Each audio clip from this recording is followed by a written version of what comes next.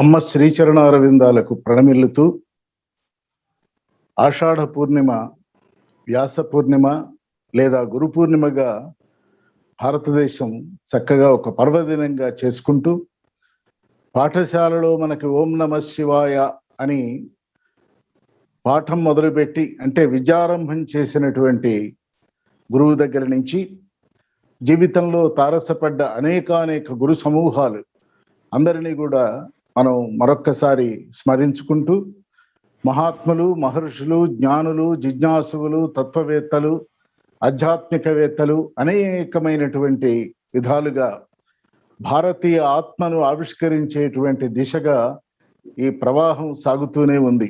అయితే ఎన్ని పర్వదినాలు ఉన్నప్పటికీ కూడా ఈరోజు ఈ గురు పూర్ణిమ చాలా ప్రత్యేకమైనటువంటి పూర్ణిమ.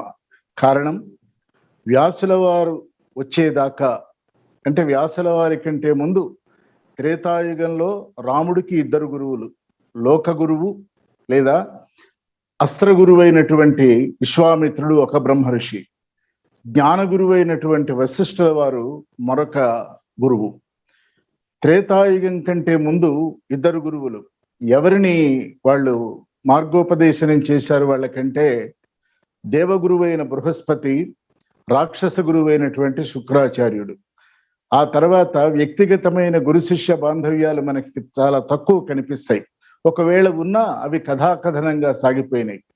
ద్వాపర యుగంకి వచ్చేసరికి శ్రీకృష్ణ పరమాత్మ కేవలం ఒక్క గురువు దగ్గర అతి కొద్ది కాలం సందీప మహర్షి దగ్గర విద్యాభ్యసనం చేశాడు. ఇక ఆ తర్వాత కలియుగం వచ్చిన తర్వాత అనేక మంది గురువులు ఏర్పడ్డారు. ఈ అనేక గురువులందరూ కూడా మనం ఎంత చెప్పుకున్నా వ్యాసుల వారు, ఆ తర్వాత శంకర భగవత్పాదులు, ఆ తర్వాత వారికంటే ముందు యోగీశ్వర కృష్ణుడు, ఇట్లా అనేక మంది పురుష రూపంలో ఉన్నటువంటి గురుస్వరూపాలను మాత్రమే మనం తలుచుకుంటూ ఉంటాం. అయితే మరి స్త్రీ గురువు కాదా?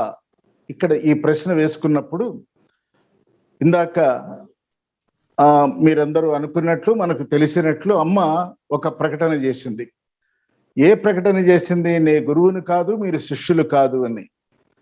అది మరగుగా ఉండటం అమ్మ యొక్క అవతార విధానం కాబట్టి, నేను గురువుని మీరు శిష్యులు అంటే దూరం పెరిగిపోతుందనేటువంటి భావనతో అమ్మ అన్నదే తప్ప అమ్మ నిజానికి గురువు. ఎట్లా? నిజంగానేనా? మరి అమ్మే అన్నదిగా నే గురువుని కాదు, నే తల్లిని మీరు బిడ్డలు అన్నది అంటే అది మనల్ని కాస్త జోకొట్టి కాస్త మాయలో పెట్టి మన పనులు మనం చేసుకునేట్లుగా తనకు ఒక దగ్గరగా అంటే సాలోక్య, సామీప్య, సాన్నిధ్య అనే మూడు స్థితులను అనుగ్రహిస్తూ నెమ్మదిగా సాయుధ్యం వైపు నడిపించేటువంటి ఒక ప్రణాళిక అమ్మ రచించుకుంది కూడా. కాబట్టి మనం చాలా అమ్మ అన్నది కాబట్టి అమ్మ గురువు కాదని అనుకోకూడదు. అసలు అమ్మే గురువు. ఎందుకని అంటే శ్రీలలితా సహస్రనామాన్ని దాని మూలాలను గనక మనం వెతికినట్లయితే ఇంద్రాది దేవతలు, అష్టదిక్పాలకులు, అగస్త్యుడు, లోపాముద్ర, అలాగే కుబేరుడు, త్రిమూర్తులు, త్రిమాతలు, వీళ్ళందరికీ గురువు ఎవరు అంటే శ్రీలలితాదేవి. తెలతెలవారేటువంటి ఆ సుప్రభాతాంచిత నవప్రభాత వేళకి ముందుగా వీరందరూ ప్రతిరోజు శ్రీలలితాదేవి ముందు నిలబడి, అమ్మా నీవు సృష్టించిన ఈ జగత్తంతా నడవటానికి నిన్న కొంత శక్తి ఖర్చు అయిపోయింది అనేక విధాలుగా, కాబట్టి మళ్ళీ ఆ శక్తిని పూర్తి చేయటానికి, పూరించటానికి నీ అనుగ్రహం కావాలి అని అమ్మని ప్రార్థిస్తారు. అటువంటి ఆ అమ్మ ఎవరు అంటే జగజ్జనని అయినటువంటి శ్రీ లలితాదేవి. శ్రీ లలితాదేవి, రాజరాజేశ్వరి ఇవన్నీ ప్రత్యామ్నాయ నామాలు కాబట్టి అసలు ఎవరు అంటే మూలము తల్లే తొలి అని అమ్మ చెప్పింది. అలాగే మనందరికీ కూడా తల్లే ప్రథమ గురువు. కాబట్టి ఈవేళ ఈ గురు పూర్ణిమ నాడు ప్రత్యేకంగా మన అందరి తల్లులకి కూడా మనం మనసా వచసా శిరస నమస్కరిద్దాం. ఎందుకంటే తల్లి లేకపోతే తనువు లేదు. ఈ తనువు ఏర్పడటానికి తన గర్భాలయంలో మనల్ని 9 నెలలు మోస్తూనే మనకి ఒక సంస్కారాన్ని, ఆపై సంస్కృతిని, ఆపై పరమాద్భుతమైనటువంటి దివ్య భావనలని అందిస్తూ తన ఊపిరిని మన ఊపిరితో కలిపి శృతి లయాత్మకమైనటువంటి ఒక భావ ప్రపంచంలో మనల్ని 9 నెలలు అక్కడ నిలబెట్టి ఆపై బయటకు వచ్చిన తర్వాత ఈ ప్రపంచంలో మళ్ళీ ఆ సంస్కారాన్ని మర్చిపోకుండా తన చనుబాలతో ఉగ్గుపాలతో రంగరించి రామాయణ భారత భాగవత భగవద్గీతాది పౌరాణిక వాంగ్మయాన్ని లాలిపాటలతో లాలనతో ఆలనతో పాలనతో అదలింపుతో మందలింపుతో మనందరికీ ఒక వ్యక్తిత్వ నిర్మాణాన్ని చేసేటువంటి ఆ తల్లికి ప్రథమ వందనం మనం చేద్దాం వేళ. అది మాతృదేవో భవ అంటే భగవంతుడు మాతృమూర్తి అయి వెలుగొందుతున్నాడు అని అర్థం. అంతే తప్ప తల్లే దైవం అని కాదు, దైవమే తల్లిగా వచ్చింది అని అర్థం చేసుకున్నట్లయితే ఆ దైవం పరదైవతం అయినటువంటి అమ్మని ఇందాక చెప్పినట్లుగా మరి అమ్మని ఎలా చూద్దాము అని, అర్చామూర్తిగా చూద్దామా, ఆరాధనా స్ఫూర్తిగా చూద్దామా, అమ్మ ఏం చదువుకోలేదు కాబట్టి, శాస్త్రాలు ఏమీ తెలియదు కాబట్టి, అంటే ప్రత్యేకంగా తెలియదు కాబట్టి అమ్మ అందుకని తల్లిగా ఉండాలని నిర్ణయించుకున్నదా అని ప్రశ్న వేసేవారికి నా అనుభవం, నా దర్శనం ప్రత్యేకం.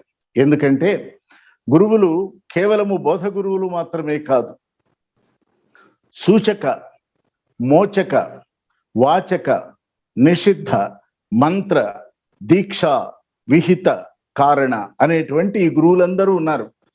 ఈ గురువులందరికీ ఒక్కొక్కరికి ఒక్కో తత్వం ఉంది.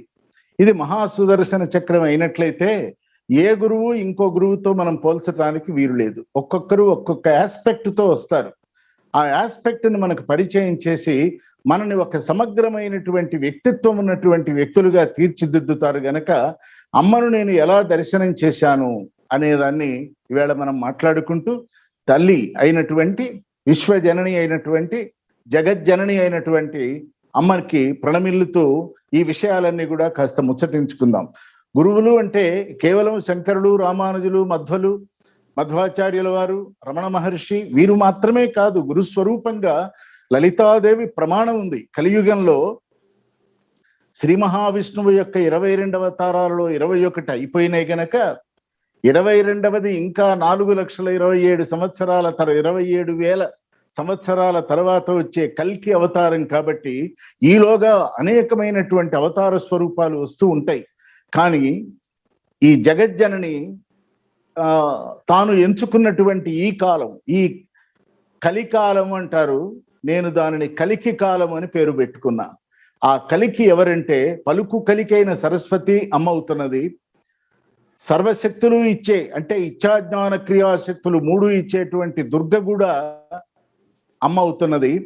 అలాగే పరమ రమణీయమైనటువంటి లౌకిక జ్ఞానాన్ని, పారలౌకిక జ్ఞానధారని అందించేటువంటి పార్వతీదేవి కూడా, రమాదేవి కూడా అమ్మే అవుతున్నది. కనుక త్రిమాతలు 3 ఎక్కడ ఉన్నాయి అంటే అదిగో అక్కడే ఉన్నాయి. కనుకనే ఈ త్రిమాతల ముగ్గురిని కూడా వారికి కూడా ఆనందాన్ని కలిగించి అత్రి మహాముని, అత్రి అంటే 3 కానివాడు 1 అయినవాడు అని అర్థం. అత్రి మహాముని యొక్క భార్యగా వచ్చినటువంటి నాటి ఆ అనసూయాదేవి యొక్క తత్వాన్ని, అంటే అసూయ లేని తత్వాన్ని, అసూయ లేకపోతే ఉండేది ప్రేమే కాబట్టి, ప్రేమ తల్లి యొక్క లక్షణం కాబట్టి ఆ లక్షణాన్ని మాత్రమే ఈ ప్రపంచానికి బహిర్గతం చేస్తూ తన దివ్యత్వాన్ని, తన గురుత్వాన్ని మరుగున విధానమైన అమ్మే ప్రకటన చేసింది. కాబట్టి ఆ కోణంలో కూడా దర్శనం చేసినట్లయితే మనం అమ్మని ఎంతవరకు చూస్తామో అంతవరకు కనపడుతుంది. కానీ అమ్మను దర్శనం చేయటానికి సాధన కావాలి. అది నిరంతరమైనటువంటి ఒక అభ్యాసం. అంతేకాదు ధ్యాన, ధారణ, సమాధి స్థితులు దాటిన మహాయోగంలో గనక నిలకడ చెందగలిగితే అప్పుడు అమ్మ మనకి సంపూర్ణంగా గురువుగా అర్థమవుతుంది. అమ్మని నేను అమ్మే అని అన్నది నేనే, అమ్మ దేవతగా భావిస్తే దూరం అవుతుందని అనుకున్నది నేనే. కానీ గురువుగా నా జీవితంలో ఎలా ప్రవేశించింది, ఎలా నడిపించింది అనేటువంటిది ఇవాళ కొన్ని విషయాలు మనం మాట్లాడుకుందాం.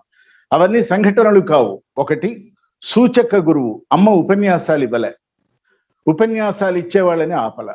కాబట్టి తాను ఏం చేసిందంటే అనేక మంది అమ్మ దేహంలో ఉన్నప్పుడు రోజు ఒక 10,000 మంది అమ్మ దగ్గరికి ఉన్నట్లయితే అందరినీ ఆ మాతృభావనతో దగ్గర తీసుకొని చెవిలో చెప్పిందో, చేతిలో పెట్టిందో, గుండెకి హత్తుకుందో, తల నిమిరిందో, బుగ్గలు తాకిందో, కన్నీరు తుడిచిందో, ఏం చేసినా ఆ మాతృమహాస్పర్శలో నుంచి వాడికి కావలసిన సూచన చేసింది.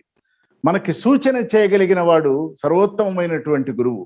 ఆ సూచన ఏమిటంటే కష్టంలో నుంచి బయటపడేటానికి ఒక సూచన.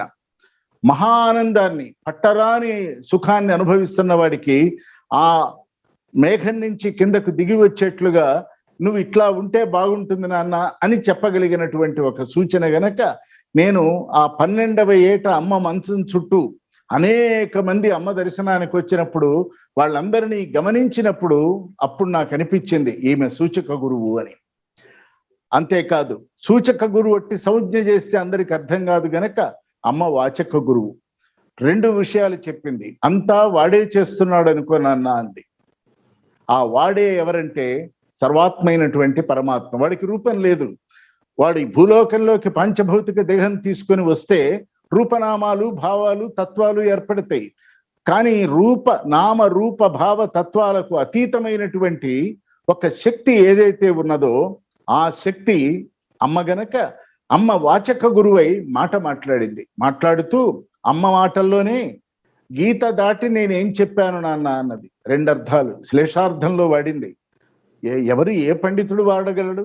గీత అంటే భగవద్గీతను దాటి నేను మాత్రం ఏం చెప్పాను నాన్న అని ఒక అర్థం.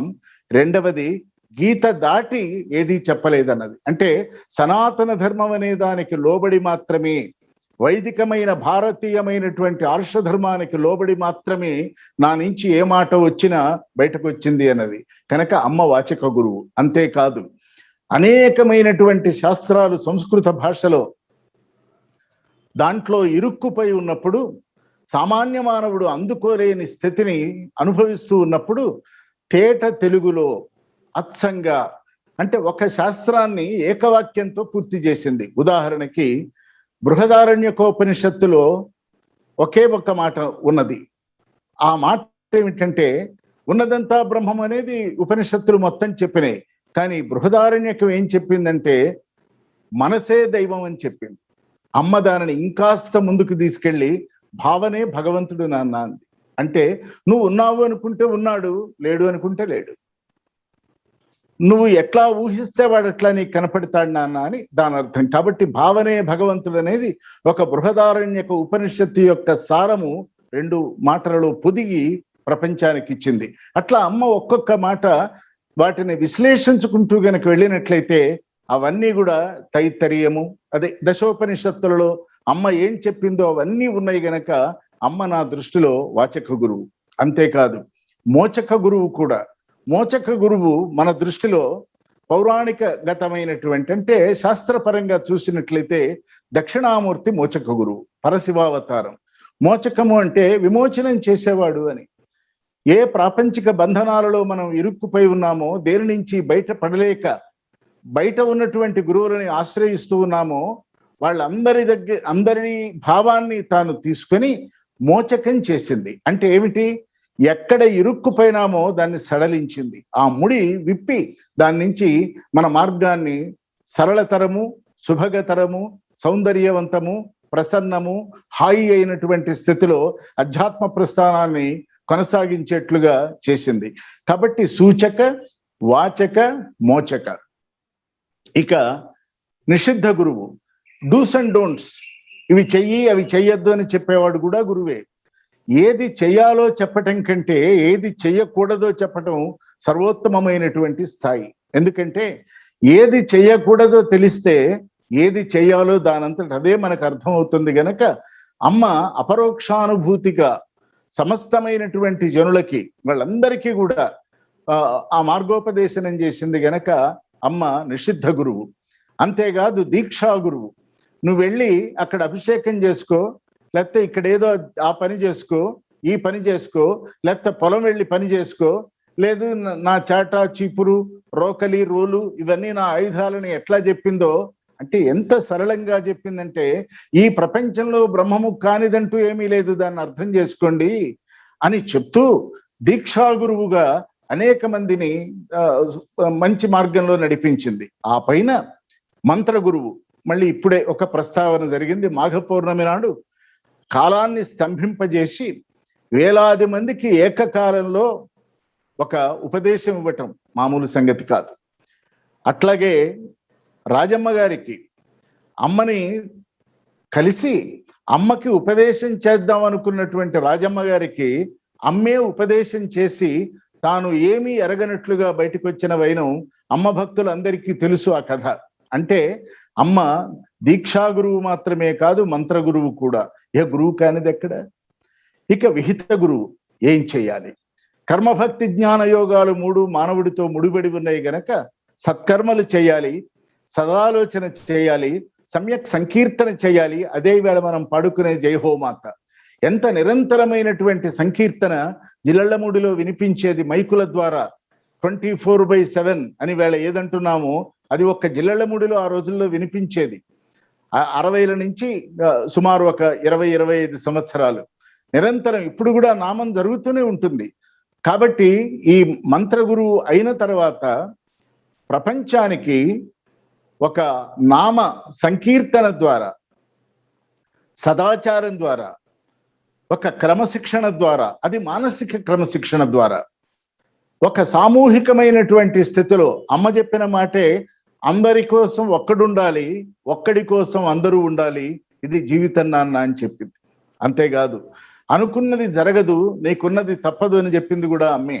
అది రమణ మహర్షి ఇంకో భాషలో చెప్పినా, అమ్మ తర్వాత సినిమా కవి అనుకున్నామని జరగవు అని అమ్మ మాటలే పాటలుగా ప్రపంచమంతా కూడా వ్యాపించినాయి. కాబట్టి ఆ వాచక మోచక సూచక నిషిద్ధ దీక్షా మంత్ర గురువుగా అమ్మని మనం భావన చేస్తే అమ్మ నా దృష్టిలో ఒక పరిపూర్ణమైనటువంటి గురువు. అయితే అమ్మ సంప్రదాయవాద, సంప్రదాయాన్ని ధిక్కరించిందా, సంప్రదాయాన్నే సంస్కరించిందా అంటే, కొడుకులు లేని వారు మరణించినట్లయితే కూతుళ్ళు దహనకాండ చేయవచ్చునని చెప్పి చేయించింది శ్రీపాద గోపాలకృష్ణమూర్తి గారు అమ్మాయి చేత. అది ఆనాటి సమాజంలో ఒక్కసారి వెనక్కి తిరిగి చూస్తే సాధ్యమేనా అని అనిపిస్తే అమ్మ సుసాధ్యం చేసింది. కాబట్టి ఆ గురువు అనేటువంటి ఇట్లాగే ఉంటే గురువు అని మనకెక్కడా లేదు. ఈ వేషం వేసుకున్నవాడే గురువు అని కాదు, కాషాయం కట్టినవాడే అని కాదు, రుద్రాక్షలు పెట్టుకున్నవాడే అని కాదు. అంతరంగ స్పర్శ చేసి లోకాంతర ప్రాణాలను తడిమి మనలో ఉన్నటువంటి ఒక సంస్కార ధారని బయటకు తీసుకొచ్చి సర్వజనామోద పూర్వకంగా అందరి యందు సర్వజన హితంగా చేసేటువంటి ఒకానొక స్థితి విహితమైనటువంటి గురువు. ఇక కారణ గురువు. కారణ గురువు ఎవరు అంటే, ఇదిగో నువ్వు జన్మ ఎందుకు ఎత్తి వచ్చావు, ఈ జన్మను నువ్వు ఎలా నడిపిస్తున్నావు, నువ్వు చేయవలసింది ఏమిటి, దేనిని తెలుసుకోవాలి, దేనిని తెలుసుకుంటే ఇక తెలియబడవలసినదంటూ లేదో వీటన్నింటినీ కూడా తన జీవన విధానం ద్వారా గృహస్థాశ్రమానికి అమ్మ పచ్చతోరణం కట్టింది. తాను విరాగి కాదు, తాను యోగిని కాదు, తాను మరొకటి కాదు, ఒక సంపూర్ణమైనటువంటి శ్రీలలితాదేవి యొక్క భావనా స్థితి ఏదైతే ఉన్నదో, ఎవరు శ్రీలలితాదేవిని ఉపాసన చేసి ఆమె దర్శనాన్ని కోరి దర్శనానంతరం ఒక అనుభూతిని మిగుల్చుకుంటారో, దానికై ఈ జన్మ యావత్తు కూడా శ్రమ పడతారో, అటువంటి ఆ భావమే ఒక మూర్తి అయి, బొమ్మ అయి, సగుణమై, స్వభావమై, స్వరూపమై, అమ్మై, బొమ్మై మన ముందు నిలబడింది. ఇలా గనక మనం అర్థం చేసుకున్నట్లయితే అమ్మ నిజానికి కారణ గురువు, సద్గురువు కాదా? అమ్మ గురువు అని ఎవరు సర్టిఫై చేయక్కర్లే, అమ్మ గురువే. మన తల్లి భౌతికమైనటువంటి బయలాజికల్ మదర్ మనకి ఎట్లా తల్లో, ఇక్కడ బయాలజీని దాటి అన్నింటినీ దాటి సర్వజనామోదయోగ్యమైనటువంటి ఒక భావనలో తల్లిదనాన్ని తన మీద తాను తీసుకుని, అంటే మాతృత్వాన్ని తాను స్వీకరించి ఈ జగత్తుకి తల్లి కావటం మామూలు విషయం కాదు. జగత్తంతా ఆమెను అమ్మగా భావించడం కూడా సాధ్యం కాదు. కానీ అమ్మ విషయంలో అది సాధ్యమైంది. ఎప్పుడు అనేకమైన మాధ్యమాలు, అనేకమైన సాహిత్యాలు ఏర్పడిన ఈ రోజుల్లో కాదు, బాగా వెనకబడిన ప్రాంతమైనటువంటి అర్కపురిలో, అంటే జిల్లళ్ళమూడి వంటి చిన్న కుగ్రామంలో నుంచి అమ్మ తన ప్రస్థానాన్ని పరమాద్భుతంగా సాగించి కొన్ని వేల లక్షల మందికి జ్ఞానవరదానం చేసింది. అంతేకాదు ఇంకా 2 గురువులు మిగిలారు. నిజానికి 3 గురువులు మిగిలారు. ఎవరంటే ఒకడు లోక గురువు వ్యాసుల వారు, రెండవ ఆయన జగద్గురువు కృష్ణ పరమాత్మ, తర్వాత సద్గురువు అనేక దక్షిణామూర్తితో పాటు ఈ కాలానికి చెందినటువంటి దత్తాత్రేయుడు సాంఖ్యం చెప్పిన కపిలుడు, దత్తాత్రేయుడు, ఇటువంటి వారందరి యొక్క ఈ కోవని మనం గనక తీసుకున్నట్లయితే ఒక పరిపూర్ణమైనటువంటి జ్ఞానం ఇవ్వటానికి మాత్రమే ఈ లోకంలోకి వస్తారు. ఈ జ్ఞానం మనకిచ్చిన తర్వాత మనల్ని చాలా చక్కగా నడిపించి మనం మామూలుగా ఏదో పూజలు, వ్రతాలు, దానాలు, యజ్ఞాలు, యోగాలు, యాగాలు చేసుకుంటూ అదే స్పిరిచువాలిటీ అనుకుంటాం. అది కానే కాదు. ఏమిటి అంటే భగవంతుడైనా సరే, మాధవుడైనా సరే, మాధవి అయిన అమ్మైనా సరే సంపూర్ణ మానవత్వంతో ఉంటేనే. అందుకనే if one is totally human, he or she is divine. ఆ మానవత్వపు కోణం గనక లేకపోయినట్లయితే మనం లోక గురువుగా సంచారం చేయలేం. ఈ లోక గురువు ఈ లోకంలో ఎలా బతకాలో, ఏం చేయాలో, విహిత కర్మ అంటే ఏమిటో, అకర్మ, సుకర్మ, వికర్మ అంటే ఏమిటో ఇవన్నీ చెప్తూ మనల్ని నడిపించేవాడు విహిత గురువు అయినట్లయితే, లోక గురువు అయినట్లయితే, సద్గురువు ఆత్మవిచార మార్గంలోకి మనల్ని నడిపించేవాడు సద్గురువు. ఏది ఉన్నా, ఏది చెప్పినా, ఎంత చెప్పినా అదంతా కూడా సద్గురు స్థానంలోకే వస్తుంది కనుక ఎన్ని విషయాలు చెప్పినా మనల్ని మళ్ళీ ఆత్మవిచారంలోకి తీసుకుని వెళ్తాడు. అది అతడు సద్గురువు అవుతున్నాడు. ఇక జగద్గురువు ఎవరు అంటే కంచి మహాస్వామి వారు ఒక అద్భుతమైన నిర్వచనం ఇచ్చారు. అది అమ్మకి ఇక్కడ మనం అప్లై చేయాలి. లోకమంతా అమ్మని గురువు అనుకుంటే అమ్మ లోకం కూడా నాకు గురువేనంది. అంటే దత్తాత్రేయుడు ఎట్లాగైతే లోకంలో 24 మంది గురువులు అన్నారో, ఈ లోకాన్ని గురువుగా భావించిన వాడు జగద్గురువు ఎట్లా అవుతున్నాడో, అమ్మ అనేక సందర్భాలు మనకున్న సమయంలో ఒక్క విషయం, నాకు గడియారం చూడటం చేతగాదు నాన్న అని అందరి ముందు అన్నప్పుడు, నువ్వు కాలస్వరూపిణి అని వీళ్ళు కవితాత్మకంగా అమ్మను వర్ణించినప్పుడు, నిజం చెప్తున్నాను నమ్మండి, నాకు ఆ కాలం అంటే తెలియదు, టైం చుట్టం తెలియదు గడియారంలో అని అమాయకంగా కూర్చున్నప్పుడు వీళ్ళు దాన్ని నమ్మి ఆ మరగు గుర్తుపెట్టుకోలే చెప్పడం మొదలు పెట్టారు. అప్పుడు అమ్మ దానికి ఇచ్చినటువంటి ఈవేళ భాషలో ఫినిషింగ్ టచ్ అంటారే, అది ఏమిటంటే ఆ వెలుగు రేఖ, ఆ శంపాలత, ఆ ఇంద్రాణి, ఆ మెరపు తీగ ఏమిటంటే, నాన్న మీరంతా పైకి కనిపిస్తున్నది ఒకటేమో సెకండ్ ముళ్ళు, ఒకటేమో మినిట్స్ అంటున్నారు, మూడోది గంటలు అంటున్నారు. మరి ఈ మూడింటిని నడిపిస్తున్నది ఎక్కడన్నా ఉంది నాన్న లోపల అంటే బ్యాటరీ ఉన్నది అన్నది. మరి కనపడనిదే అంతా, కనపడని బ్యాటరీయే మన కాలాన్ని చూపిస్తున్నప్పుడు కనపడని పరమాత్మ కూడా మనకు అట్లాగే నడిపిస్తున్నాడు ఈ జగత్తుని అని ఒక అద్భుతమైనటువంటి అద్వైత భావనా భూమికలో నిలకడ చెందింది. అది అమ్మ యొక్క పరిపూర్ణమైన తత్వం. ఇంకొకటి మాతృత్వానికో సంకేతం. మనందరం జిల్లెళ్ళముడి బళ్ళు కట్టుకొని వెళ్ళొచ్చుగాక, కొన్ని వేల లక్షల మంది అమ్మ దగ్గరికి వెళ్ళి స్వాంతన చెంది ఉండొచ్చు కాక, అందరికీ ఉపశమనం అమ్మ అనుగ్రహించి ఉండొచ్చుగాక, కానీ తన దాకా రాలేని వారి కోసం అమ్మ ఇంటింటికి వెళ్ళింది. ఆ ఇంటింటికి వెళ్ళింది, దేశంగాని దేశం వెళ్ళింది. అరుణాచలంలో చలం అక్కడ ఉంటే ఆయనకు వయస్సు వచ్చేసిందని అమ్మ అక్కడి దాకా వెళ్ళి దర్శనమిచ్చి వచ్చింది.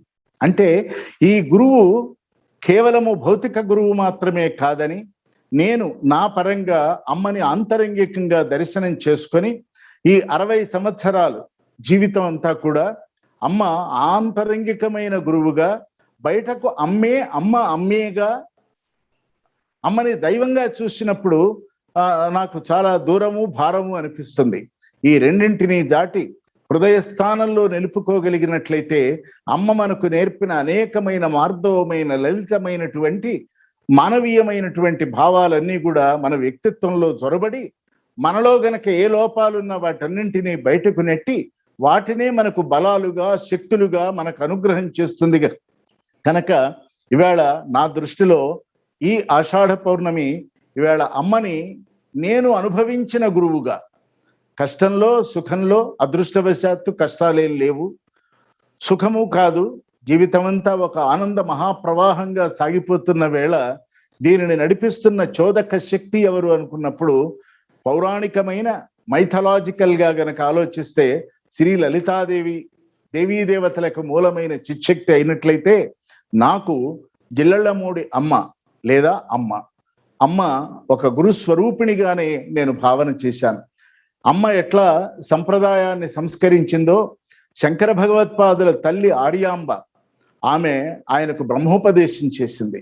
అంటే ఈ జగత్తుని స్త్రీమూర్తులంతా కూడా గురుస్థానంలో నిలబడి ఏ రకమైన పటాటోపం లేకుండా మరుగుపరచుకొని వారికి ఉన్నట్టు వాళ్ళు ఏర్పరచుకున్న పరిమితులకు లోబడి అపరిమితమైన అనంతమైన అవ్యయమైన అచ్యుతమైనటువంటి ఒక మహా ఆనంద ప్రవాహాన్ని ఈ ప్రపంచానికి అందిస్తూనే జనజాగృతం చేశారు. ఈ జనజాగృతము జన కళ్యాణము రెండు ఏకకాలంలో చేసి ఒక్కసారి 1,00,000 మంది అన్నం తింటుంటేనే చూడాలి అన్నటువంటి ఆ కోరిక ఉన్నదే, అది తల్లిదనమే తప్ప అన్యం కాదని భావిస్తున్నా. అదేది ఒక హిస్టారిక్ గిన్నీస్ బుక్ లో మనం రాయదగిన విషయం కాదు. ఏమిటి అంటే, ఒక తల్లి ఏమి కోరుకుంటుంది? బిడ్డ ఆకలి తీరాలి, వాడు కంటి నిండా నిద్రపోవాలి, జీవితంలో స్థిరపడాలి, వాడి మనస్సు స్థిమితంగా ఉండాలి, వాడు గృహస్థుగా ఉండాలి. అందుకే అమ్మ సన్యాసాశ్రమ స్వీకారం చేయటానికి వచ్చిన వాడితో అన్న మాట గుర్తుపెట్టుకోవాలి. ఆమె గురువు కాకపోతే ఆ మాట అనుండేది కాదు. సన్యాసాశ్రమం స్వీకరించటం ఏంటి నాన్న? సన్యాసిగా ఉండటం కదా ప్రధానం అన్నది. మళ్ళీ ఆశ్రమము, దానికో కొమ్ము, దానికో మళ్ళీ చుట్టూ దాని ఏర్పడే పారాఫెర్నేలియా ఇది కాదు, మానసికంగా సమన్యాసం చేయాలి అని చెప్పింది అమ్మ. అటువంటి అమ్మని ఇవాళ తలుచుకునేటువంటి ఒక మహదవకాశాన్ని జిల్లళ్ళమూడి సోదరులు నాకు కల్పించినందుకు నేను అమ్మని ఎలా భావించానో మీ ముందు ఆవిష్కరించే ప్రయత్నం చేశాను. ఇవన్నీ వింటూ ఉన్నప్పుడు మనందరం కూడా సమర్చన చేసుకోవాలి. తల్లిదనానికి మనం గొడుగు పట్టాలి. తల్లిని మాతృస్వామ్య వ్యవస్థలో పుట్టిన ఈ భారతీయ ఆత్మ నెమ్మదిగా పురుషాధిక్య సమాజంలోకి వెళ్ళిపోయింది గనక ఆ స్థితి నుంచి మళ్ళీ మాతృస్వామ్య వ్యవస్థ రావాలి.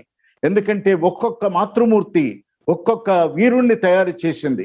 ఛత్రపతి శివాజీ, ఒక మహాత్మా గాంధీ, అంతకంటే ముందు కౌసల్యాదేవి శ్రీరామచంద్రుడికి అమ్మా నేను అరణ్యానికి వెళుతున్నాను, 14 ఏళ్లు కనపడను, నాకేమిటి మార్గోపదేశం చేయమని అడిగితే ధర్మో రక్షతి రక్షితః, నువ్వు ధర్మాన్ని ఆచరించిన ధర్మమే నిన్ను రక్షిస్తుందని కౌసల్యాదేవి చెప్పింది. కాబట్టి రామాయణ కథాకాలం నుంచి ఈ రోజు వరకు తీసుకున్నట్లయితే ఈ మాతృమూర్తులంతా కూడా తమ కడుపున పుట్టినటువంటి బిడ్డల అందరికీ కూడా ఒక సన్మార్గోపదేశనమే మహామంత్రంగా, కేవలము వాళ్ళు పెట్టిన ముద్దలు ఒట్టి అన్నపు ముద్దలుగా కాక జ్ఞానాన్నంగా, పట్టిన చనుబాలు కేవలము చనుబాలు మాత్రమే కాక ఒక సంస్కార జీవధారగా నేను భావన చేస్తూ అటువంటి మాతృమూర్తికి విశ్వజననికి మరొక్కసారి ప్రణమిల్లుతూ మీ అందరికీ గురు పూర్ణిమ శుభాకాంక్షలు శుభకామనలు తెలియచేస్తూ మంగళాశాసనం చేస్తూ జయ హో మాత.